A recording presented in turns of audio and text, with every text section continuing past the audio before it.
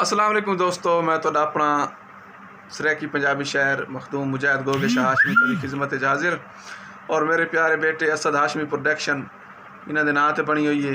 आज ही शफकत करे सो कि असद शाह हाशमी नाल गल भी करे सो और इन्हों की रिक्वेस्ट सुन सो और इन्हों की अपील सुन सो, मेरे चैनल को सपोर्ट करे सो, बड़ी मेहरबानी। असद शाह हाशमी साहब क्या आखना चाहते हैं दोस्तों आखना चाहने पे ना मेरे चैनल को सब्सक्राइब करे जितने हो सके ना, भाਵੇਂ हो सके सारे बढ़ाई रखो लाइक किया सब परेसू ते 1000 पूरा पढ़ावा ते उस बाद पढ़ावा ही रखे जलन मक वैसे ना बात उसले छोड़ गए।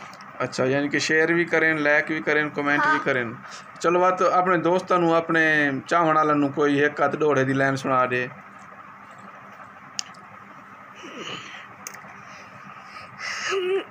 तेरे सुर चढ़िया खुशियां वे साकू रोंदिया शाम हो गई। वाह वाह वाह वाह वाह वाह। असद शाह हाशमी आखे भाई तेरा सूरज चढ़िया खुशियां विच सानू रोंदिया शाम हो गई।